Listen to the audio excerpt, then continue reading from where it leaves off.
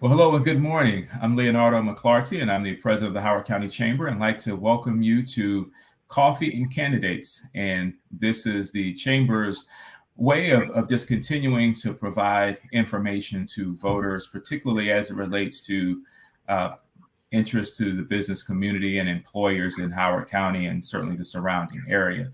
And so, certainly glad that you could join us today. We have been doing the series of conversations with candidates both for county council as well as now going into the General Assembly for several months now, and excited to turn our attention to the Ellicott City area where we'll be talking with our current delegate, Courtney Watson, as well as our candidate for delegate, and Lisa Kim, and the General Assembly area being 9B.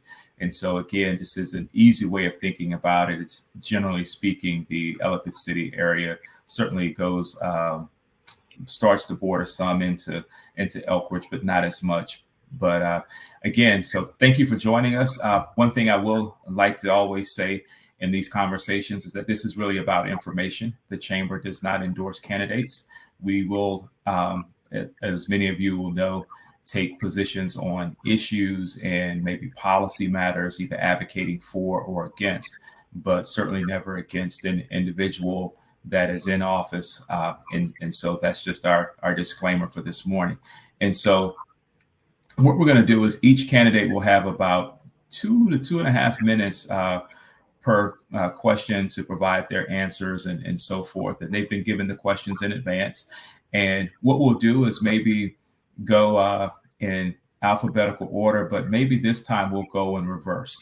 Because I know, Courtney, with you being a W, yeah, I know probably since school days you've been accustomed to being near the end of the line. So Because my maiden name was C. So ah, in school, I was okay, at okay. the front of the line. But you go whatever way you want. Yeah, what we'll do this time though is Courtney will start first, but then when we end on the last question, Lisa will go first there. Okay. And then with each question, we will just go back and forth. If one goes, so in this case, Courtney going first with the second question, Lisa will go first, and we'll just continue to go that way until the end.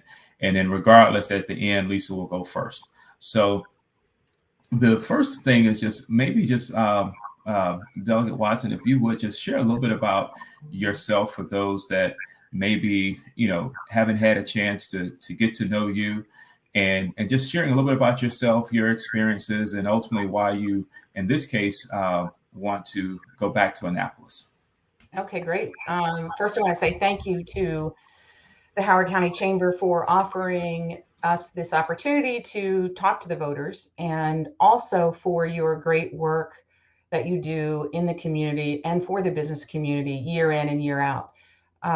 We have, I think, one of the best chambers in the state, and we see a lot of chambers that come down to Annapolis, and Howard County is always very much involved in the issues, very productive with their suggestions. And I look forward, and I have enjoyed working with you, look forward to working with you more in any role that I'm in. I am a lifelong resident of Howard County, and I am the mother of 3 children. My husband and I live in Ellicott City. Our children attended Howard County Public Schools. And I also work in Ellicott City at a company called Hub International Mid-Atlantic, which is one of the world's largest privately held insurance brokerages.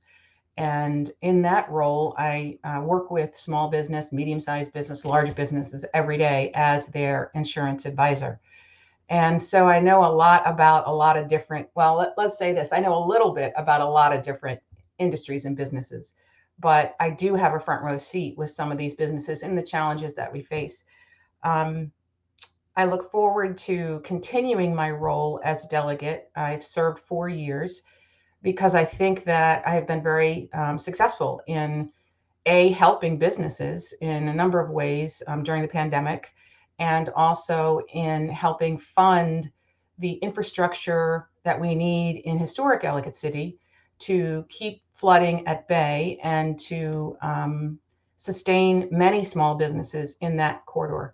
So I have previous experience on the County Council and the Board of Education in Howard County over a period of 20 years. And I enjoy public service and working with others to try to find solutions that make sense and working with both sides. So thank you very much for being here, and I look forward to your questions. Thank you. And so now we'll turn, Lisa, if you would do the same, just share a little bit about yourself and ultimately, in your case, why you would like to go to Annapolis and represent the citizens of Howard County.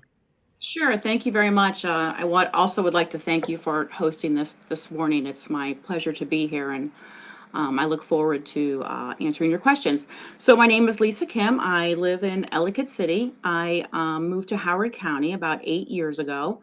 I was elected in Prince George's County on a city council, and that race was a nonpartisan race. I was elected 3 times there. And what that taught me, being in a nonpartisan race and then serving on a city council, that was very interesting. It was like a hybrid of Howard County. It was, a legislative body that operated very much like any legislative body, but we were also very close to the people. So it operated very much like almost like a village board as well. So that gives me a very unique perspective here for Howard County. But working on a nonpartisan legislative body was really interesting because we really never talked about politics. Politics didn't come up, right? We just did what was best for the community and what was best for the people. So that's my approach when I am working for the people, with the people, and legislating. I also work in the insurance sector. I am a licensed insurance agent. I'm also a financial planner, financial advisor, and I do asset management as well. And what prompted me to run is I'm watching this overtax, overspend, overreach of our government that is decimating personal finances. And when I'm hearing elected officials speak, they are speaking about inequities, and they are speaking about how can we increase the wealth or close the wealth gap between the bottom and the top. And I know that small amounts of money can do that over time. I always say nothing makes you money like time makes you money. So this overtaxation is costing people their savings, right? So what is it that really drives the economy? It's spending, right? So it's income, it's expenses, and it's savings. And what I see is a chokehold on the consumer in all 3 of those aspects coming over from the government. So I would like to see us address the overtaxation, the overspending, and the overreach, and do what we can to sort of close that wealth gap, allow people to put more money away. Because as you know, people are not putting more money away, and Maryland Automatic Retirement has implemented. Thank you. Thank you. And so we're going to stay with you here and have you go first on this next question. And I'm sure it will probably tie into some of the things that you just touched on. And that is, if elected, what do you envision to be your top 3 legislative priorities, and why? Sure. So schools and education, taxation, and public safety. So I'm out door knocking. And also, there's polling in the county. And these are the 3 topics that keep coming up in the top 3 every time. So education, obviously, we need to make sure that we're able to compete in a global job market, that our kids who are in public schools are getting the education that they need and that they deserve. We have the Maryland Blueprint, and we need to, I don't think there's any way to roll that back, to be quite frank. My opinion is to let the counties control their schools. They know best what their kids need. But I don't think we're going to be able to roll that back. So we need to make sure that the mandates that are coming from that are beneficial to education. We've already heard Howard County, Board of Ed make a statement that they anticipate having to cut services based on the mandates that are going to be coming down from the state. So that's something we're obviously going to have to pay close attention to. Taxation, like I already mentioned, let's do a complete review and figure out where we can save people money so they can start putting money away for themselves and for legacy wealth and generational wealth. And public safety, let's hold the criminals accountable, and let's support our people in uniform. Thank you. Thank you. And so, excuse me, same question for you, Courtney. Oops, I'm sorry. Hold on. Let me, okay, there you go. So in talking about my top legislative priorities, I will say that education is my top priority, and it is important because our economic future depends on a highly skilled and well-educated workforce. And in implementing the recommendations of the Blueprint for Maryland's Future is going to be one of the most labor intensive efforts that we make in the next 4 years. It's a once in a generation investment in public schools, K through 12 public schools, and particularly the college and career readiness programs, producing graduates that can compete with their international peers, creating pathways from the 10th grade on to develop the workforce of the future. So education is pretty critical to the economy and to our students and to our quality of life. Beyond that, the economy and how the economy is interacting with the changes that we want to make to improve our environment. So providing incentives and support for innovation and job creation in all energies, but in particular, alternative energy and in public transportation, infrastructure maintenance, healthcare, technology. We can create efficiencies that will serve a dual purpose, leading both to job creation and to environmental sustainability. So I think that's going to be a big focus of the next 4 years. Finally, small business, I think, is incredibly important. And I want to continue to be a voice on the Economic Matters Committee that works with your chamber, Howard County Chamber, and all chambers in molding bills that are coming our way, which I know we're going to talk about shortly, in the best way possible to support small business. I think it's very important that we continue to make sure that we're providing enough resources around the state for public safety. I think our future here in Howard County is connected with the future and the growth and sustainability of Baltimore City, for example. So I think that's very important too in terms of public safety. I think that is my time limit. So thank you. Man, you're like a pro at this, both of you. So we're gonna, I think, go on and stay on this education theme, since I know for both of you this is something that is, certainly it's obvious that it's a passion, and so you both have mentioned Blueprint and big initiative as it relates to really funding and hopefully.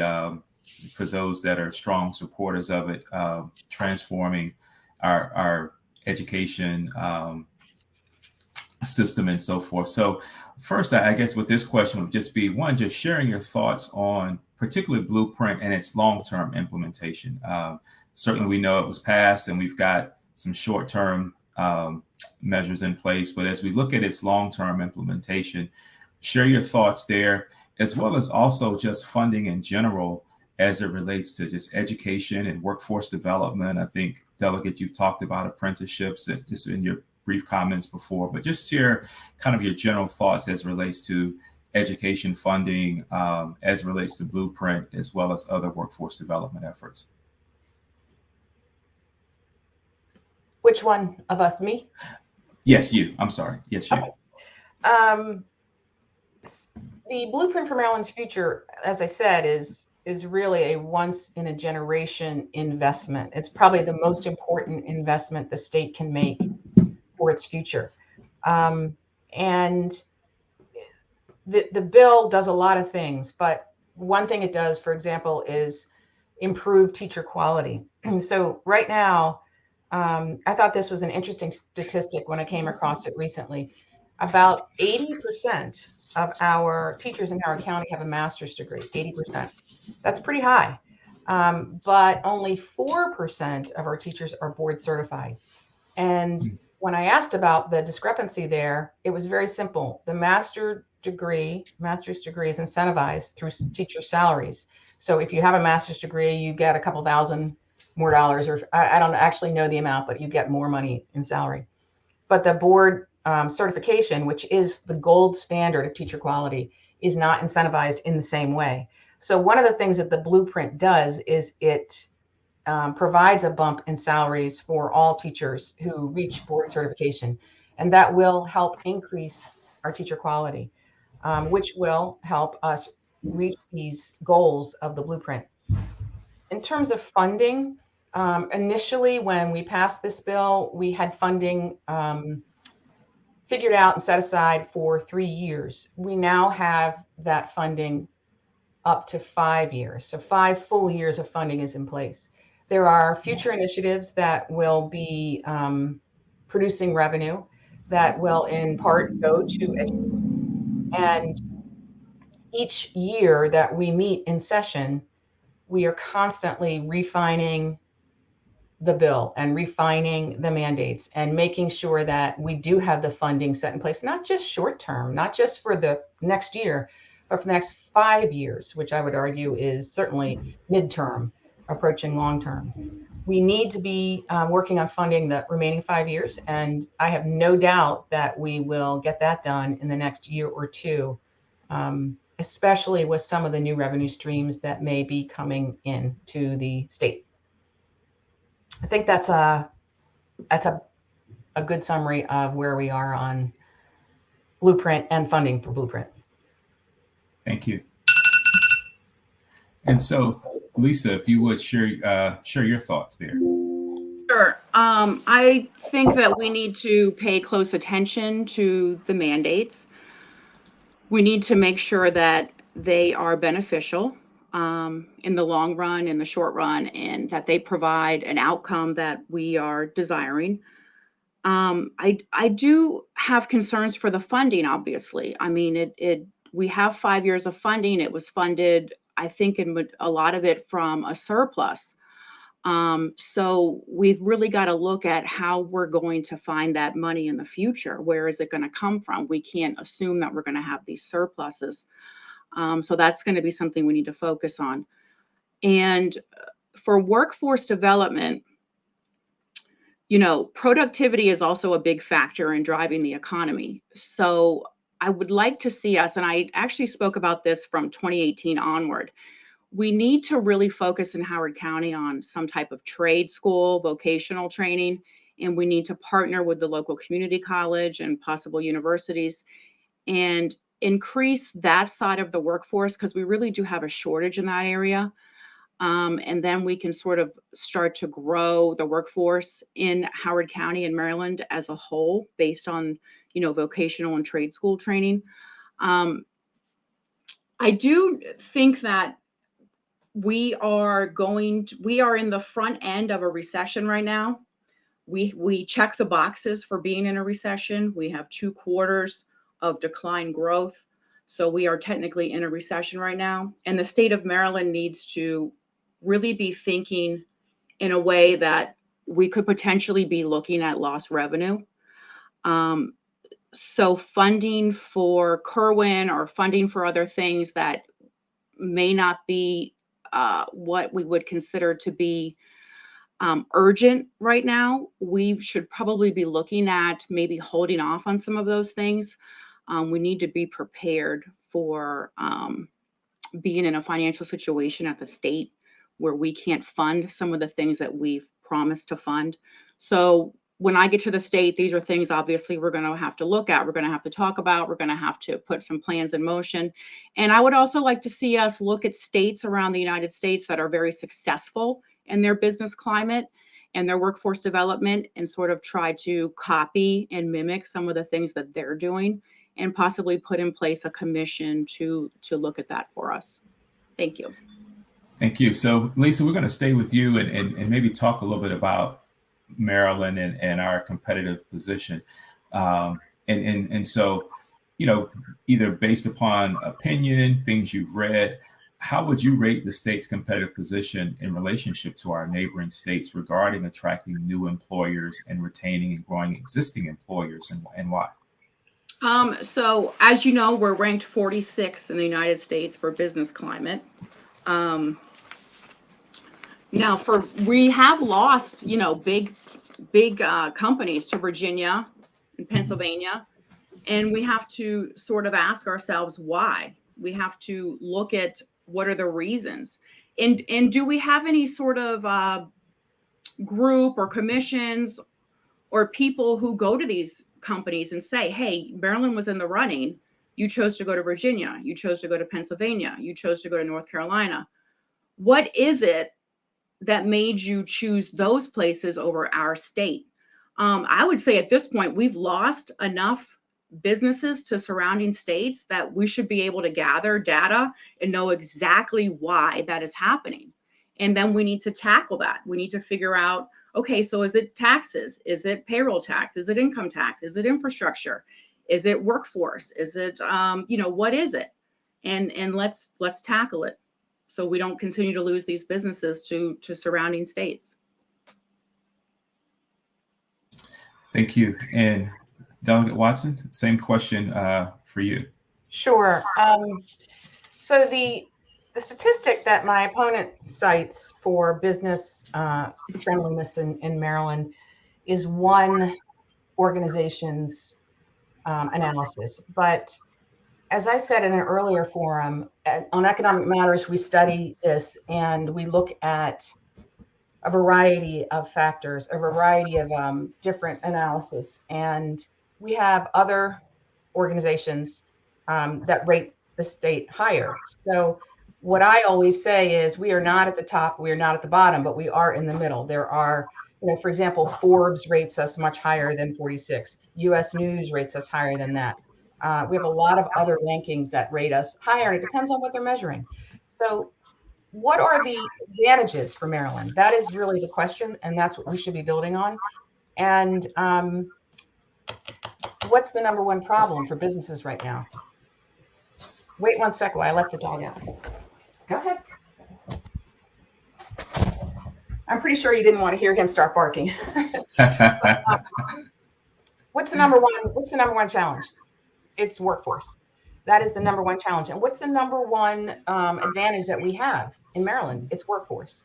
So we have been ranked with the number one science and tech workforce, for example. We're number 10 in the top states for workforce by one measure, number 16 in another, and we rank higher than 3 of the surrounding states that we have.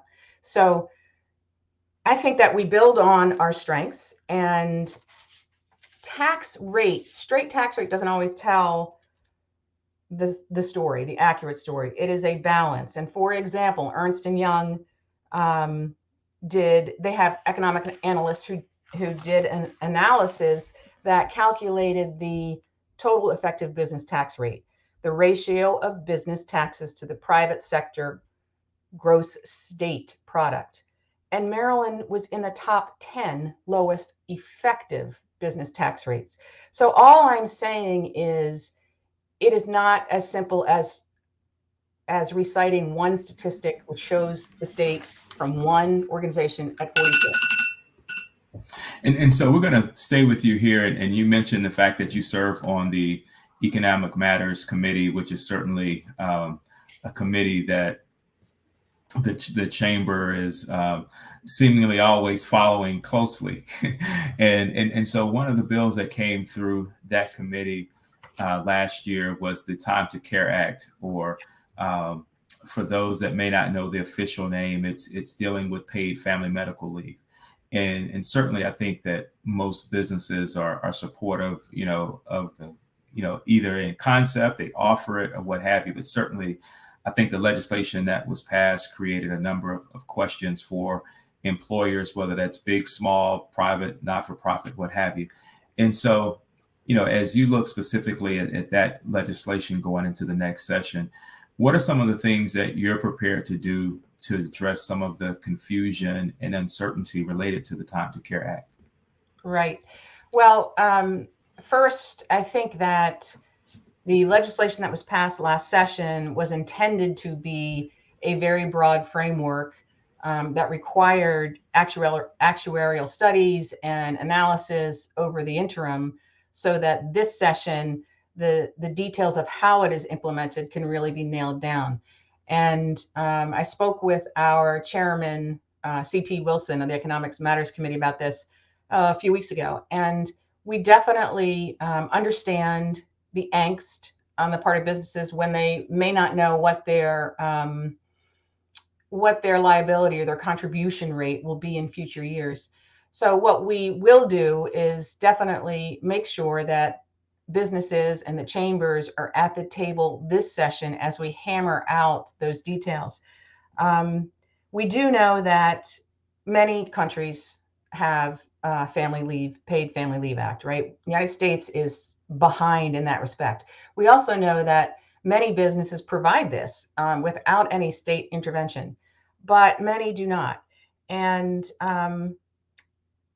the process that was set up was that the actuarial study will determine what amount of money is needed, which will be starting to be collected in October of 2023.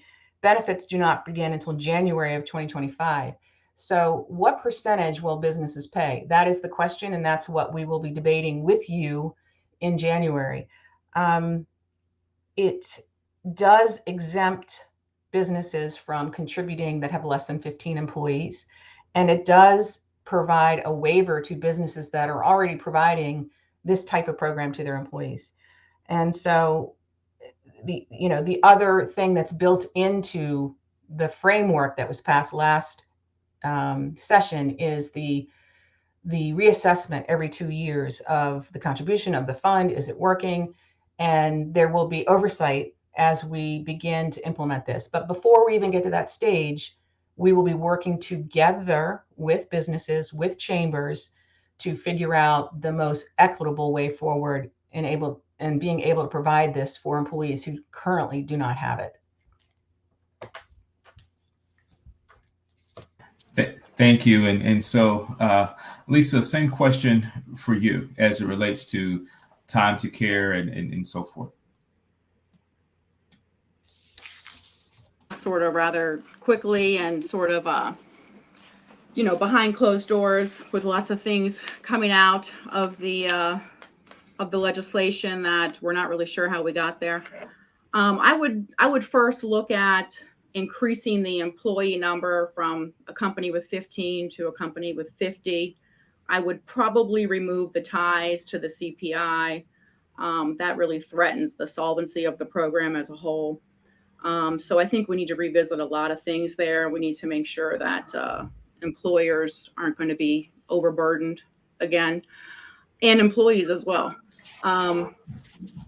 But this is a really stark contrast between myself and my opponent. And this is sort of, where I see us in this race. We're very, very different in how we approach government.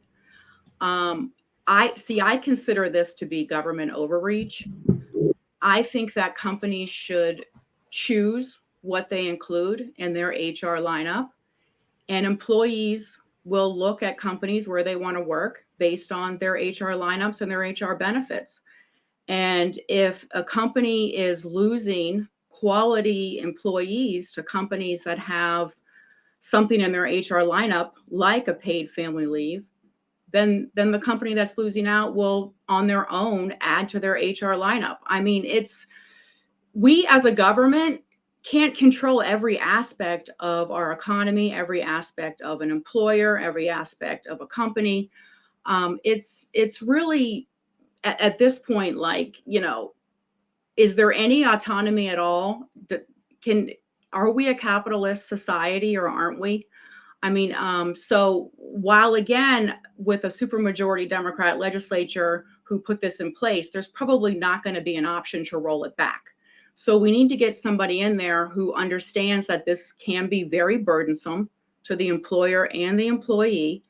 And we need to make sure that we, get it to a position where it is pleasing to all involved and doesn't take unnecessary hits on the employer and the employee.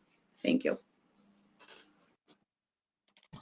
Thank you. And so we're going to stay with you on this next question and actually kind of continue to stay on this economic development, business attraction, business retention area. And so, obviously we've heard from the both of you, there are different, articles, sources as it relates to just Maryland's business reputation and so forth. But certainly one of the things that I think that's been cited in a number of just overall is just generally as it relates to cost of doing business here. And again, perception, whether real or false or what have you, sometimes drives decision making. And ultimately, what policies might you consider or introduce to demonstrate that would show greater support for employers or the business community? And Lisa, this is you first. Okay, thank you. Obviously, regulations, fees, taxes, all the things that are obvious. I'm out talking to small business owners, and they're talking about the excessive amount of money that they have to outlay just to go into business. There's talk about, can I sort of, as a business owner, as a new business, can I go into business, start making money, and then start paying all of these fees and regulations and all of these things that are costing me a fortune before I even make a dime.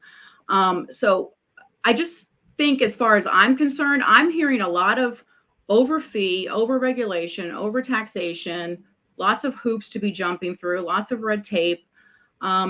So there's things that we can do. And what I've seen in the government, over the years being elected and just paying attention to the government, is there's just this constant building of just regulation, tax, fees, regulation, tax, fees. At some point, we need to have an overhaul or a review of what our expectations of businesses, what we're doing to them, what the burdens are. And again, this is where this Economic Development Commission that I'm seeing, very successful states have in place, that, Maryland, maybe it's time for us to do something like that. I know that we have our committees, but, this is not their full-time job, is studying economics. So I would like to see us put people in place, a commission in place that can do all of these reviews, that can help our business climate, that can help our businesses, our companies, our employees, our employers, and get us moving in the right direction. And again, we are in the front end of a recession, and there is some talk that things are going to get really tough here shortly, in the next few weeks even. So we need to be ready for that. And so I want to make sure that we are. I want to make sure that we're doing everything we can do for businesses, for employers, for employees, and be prepared for any downturn that's coming our way. And, workforce development is key. Productivity is key. So let's put the ingredients in the machine and get the machine working for us in the most productive and best way that it can. Thank you. Thank you. And so again, Delegate Watson, same question for yourself. So in terms of being helpful to businesses. Correct. Yes. Yeah. So I think, the question and the implications and all of the things that were just mentioned are complex. It's an ecosystem where one thing depends on another, and so it's not black and white as to how to support businesses better overall. But there are things that we can do, and things that we have done that have really saved business, and especially in the last 3 years with COVID. Maryland, not just the federal government, but Maryland legislature passed COVID relief for businesses, which made a huge difference and kept many businesses from failing during that time. We also, I specifically passed legislation to help small business in the first term. One of those bills was to eliminate duplicative regulations, so that if you as a business in Howard County had to meet a certain regulation, that could be accepted at the state level to waive one of the state requirements. And that was not something that was being done. So that was something that helped reduce regulations, and especially ones that are duplicative. TEDCO provides a lot of support for businesses, and the Maryland General Assembly passed the Maryland Makerspace Initiative, which is for early stage ventures, supporting startups and creating companies and to facilitate between federal and state research labs and the startups. We in the General Assembly provided $300 million for economic development funding. That funding goes to individual economic development agencies in each jurisdiction. So we give money to Howard County Economic Development Authority to help them retain and attract new businesses to Howard County. So there are small and big things that we are doing, have done, and will continue to do. A small thing that we will do, which we haven't accomplished it yet. It's a small thing, but it's kind of a big thing, which is simply to eliminate this annoying annual $300 a year filing fee that all businesses must pay to Maryland. So what we count on is the cooperation and input from people like you, the chamber, to help us identify where we can make improvements legislatively. Thank you. And so we're going to shift gears and move into kind of the environmental area. And certainly we know that there's a lot of conversation right now and reports and studies and everything else as it pertains to climate change and sustainability efforts and so forth. And there was major legislation that was passed last year to start really focusing in that area. And so just speaking broadly, starting with you, Delegate Watson, if you would just share your thoughts as it relates to either, I guess, whether that's pending or forthcoming environmental or sustainability related legislation, things that you might champion, and ultimately why you think it's so significant for the state as we continue to look at, again, environmental efforts. We made some big strides in environmental goals in the last session when we passed the Climate Solutions Now Act. And basically that sets a target to reduce greenhouse gases in the future, by a certain amount, by a certain date. And in order to do that, again, this session, we will spend figuring out how we can meet those goals by incentivizing alternative energy, for example. And we want to reduce our dependence on fossil fuels, but at the same time, we want to do it in a way that doesn't overload the grid, for example. And there are two sides to this issue. There's the pure environmentalists who want to just ban fossil fuels from all buildings immediately. And then there's the middle ground, which is, okay, we know we need to move towards alternative energy. And we can see that by looking at what's happening across the world right now. How do we do that in a way that protects the energy that our residents now have and without risking it? And then there's the people on the other side that say, no, we should always depend on fossil fuels. And so we're working through this spectrum now in determining what policies are going to help us meet the Climate Solutions Now Act. It is important. In terms of resiliency, I've appointed to a national committee of legislators on resiliency by the speaker with regard to infrastructure and how we look at the climate change, the impact of mega hurricanes like Ian, the 30 inches of rain that some parts of Florida is getting and has gotten recently. What happened in Delegate City with the intense climate-induced rainstorms? How does our infrastructure respond to that? It wasn't built for that. So we have done a lot of things on the state level to provide funding funding vehicles for other jurisdictions or jurisdictions all around the state, not just Delegate City. Loan programs, grant programs to help elevate our infrastructure to be able to handle these challenges from climate change, which are real and they will affect businesses as well. Thank you. Thank you. And so, Lisa, same question for you. And let me take you. Okay. Yeah, sorry. I know where you're going with that. So I would like us obviously to continue our work with the organizations that we're working with now at the state, the Regional Greenhouse Gas Initiative and the U.S. Climate Alliance. I would like us to, in Howard County, look at doing controlled environment agriculture in the West. I would also like us to look at urban agriculture here in the East. I would like us to focus on some renewable energy sources that are coming out of other countries around the world that are on the cutting edge of technology when it comes to solar. No more giant solar panels. I mean, they have solar cells now that are the size of pinheads that are on transparent layerings, and you can stack them on top of each other in very small footprints and get the same amount of solar that you can get off of a giant panel. And then they have grids that are underground that can store the energy much better than it's being stored right now. So I'd like us to look at that.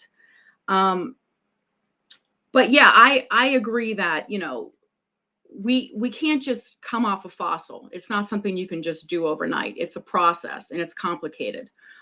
So yeah, we need to start moving in that direction and taking very strong steps and be very purposeful in what the goal is. Are we going to meet the goals that we've sort of signed up for by 2025 or 2026? I don't know, but let's strive to get there.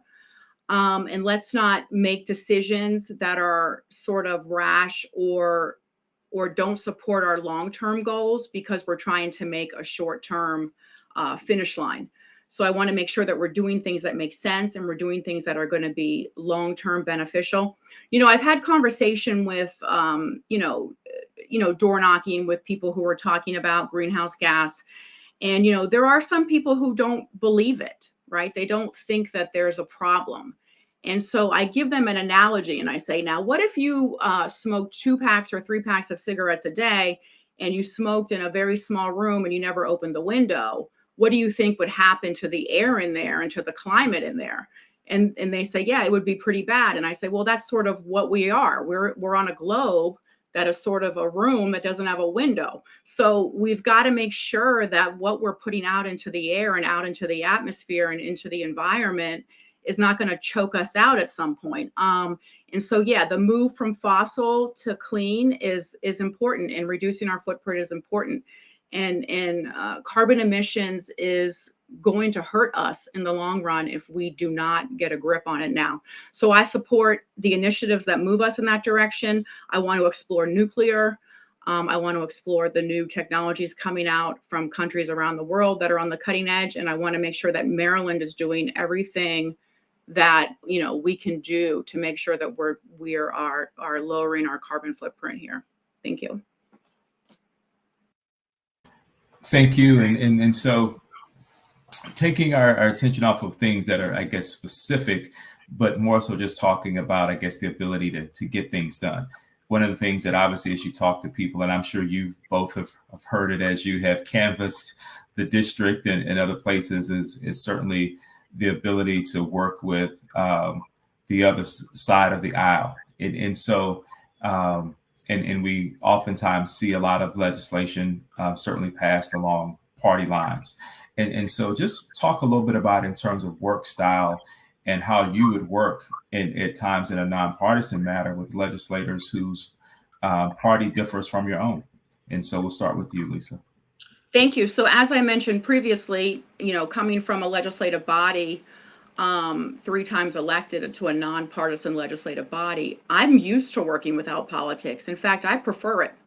You know, I don't see party. I do what I think is best, and I do what the people want, and what the people need. And party doesn't matter to me. I don't see it. It really makes no difference. I have been hearing from elected Republicans and even Democrats on the state level that, you know, the supermajority Democrat Party is choking out compromise, choking out negotiation. The middle ground in our government is in negotiation and compromise. That's where there's representation for everybody. Everybody gives a little, everybody gets a little. That's what true representation is. And when we have a supermajority party that is basically just doing whatever they like, and doing it in a very political manner, it's disturbing and it's upsetting because it is not what our government is supposed to be. Now, I have been told by state elected officials that, you know, because we have this super majority party, in control of our legislature that, there's 5 to 10 people that are basically determining what's hitting the floor for a vote. And that certainly is not what good government is. So I'd like to get to Annapolis, offer my nonpartisan legislative abilities, and just get to work and just sort of help reverse this negativity that we see at the state. I mean, I'm door knocking, I keep saying that, but that's where you get a lot of your information. You know what people are saying. And what I'm hearing a lot of is people want middle ground. They might be a Democrat, they might be unaffiliated, they might be Republican. They don't want either side. They want a middle government, and we need to focus on that. Thank you. Delegate?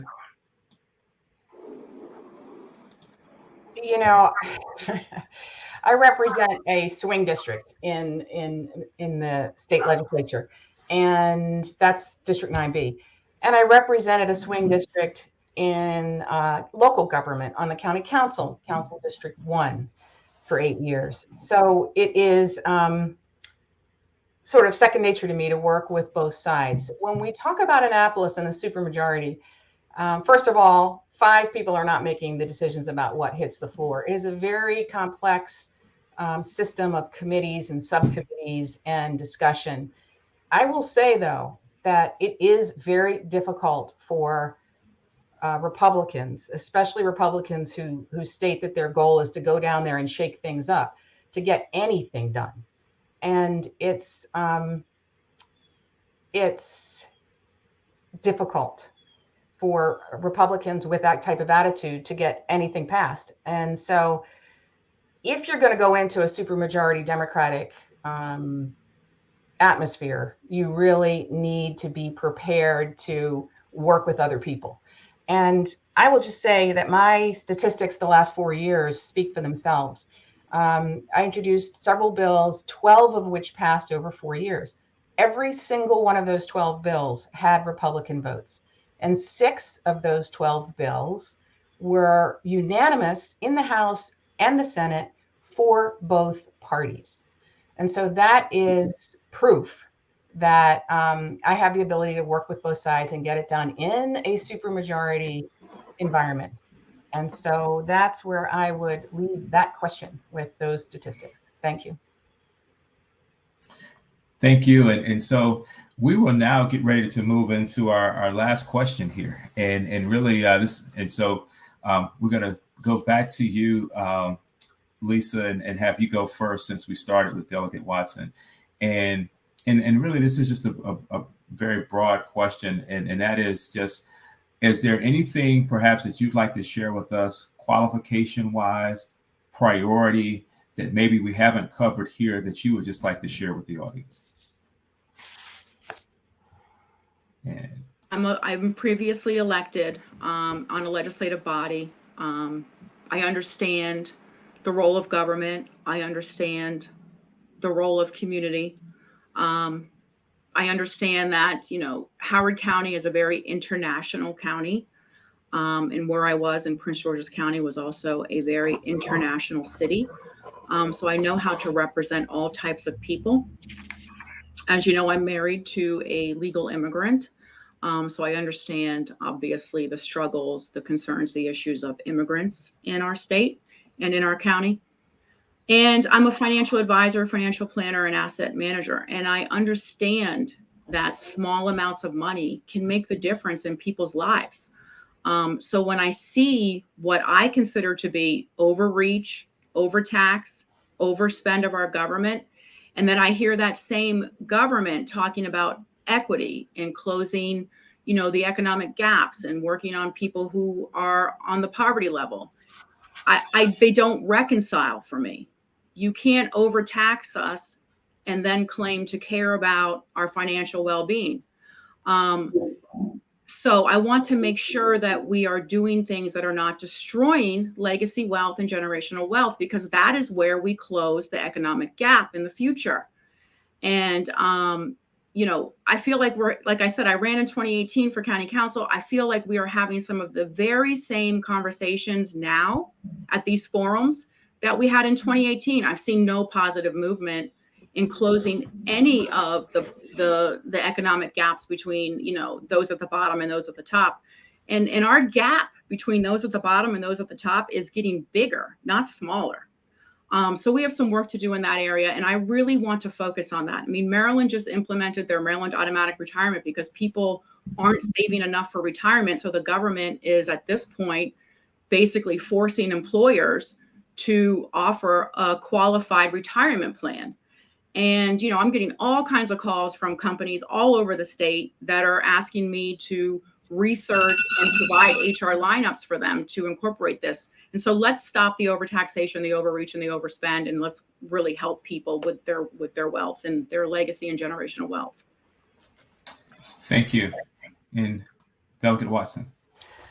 Yes, well, again, I want to thank the Chamber for being such a good partner with all of us who work to legislate in the state and the county.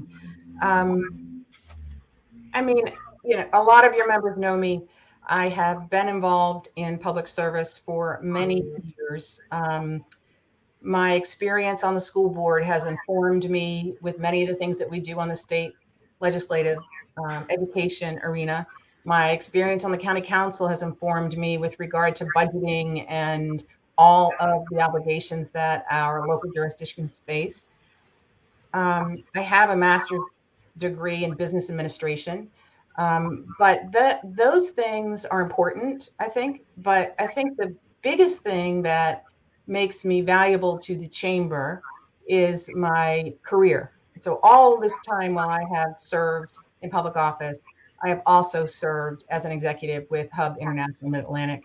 And in doing so, I deal with businesses every day, laser manufacturers, shopping centers, warehouse conglomerates, and I deal with the business owner, and we manage risk, and we manage their risk through contractual transfer to insurance policies.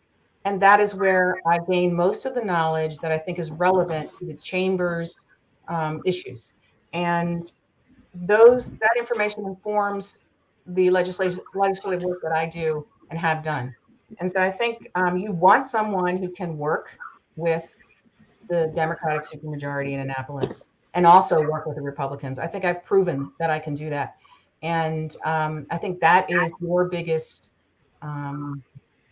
or my biggest value added for you, the Chamber. And I look forward to working with you more in the future. So thank you so much for having me today. It's been a wonderful discussion of the issues, and I look forward to more conversations. Well, that will wrap us up for this morning. And so again, I want to thank both Delegate Courtney Watson as well as also Lisa Kim, candidate for delegate. Again, both of you for sharing your time with me and with certainly the audience here. So just a couple of closing comments. The first is for those I think that will tune in, whether you're tuning in now or will tune in later, but just as a reminder, Election Day is November 8th. And so certainly we want to encourage everyone to go out and exercise that right to vote, regardless as to which party or even if you're unaffiliated. But first and foremost, go and vote. The second thing is also we'll be back here for another Coffee and Candidates on Friday, October 14th, where we'll turn our attention to Senate District 12. And so we will have with us, that is the race with currently with the incumbent is Senator Clarence Lamb, Dr. Clarence Lamb, and then and the Republican candidate being Bob Cockey. And so Senate 12 covers, you start getting into portions of Columbia, but certainly a heavy portion of Elk Ridge. I think you even go and get because I've seen the signs on the line around Howard High School, you know, that border of Ellicott City and Columbia, where it really gets kind of squiggly in terms of if you're on one side of the street, you're in Ellicott City, and literally if you're on the other side of the street, you're in Columbia. But that will give you a sense of the district. Certainly it's going east. And so we'll be back on October 14th, same time there. But again, thank you all for tuning in, and thank again our candidates, and certainly have a great rest of your day. Thank you. Thank you.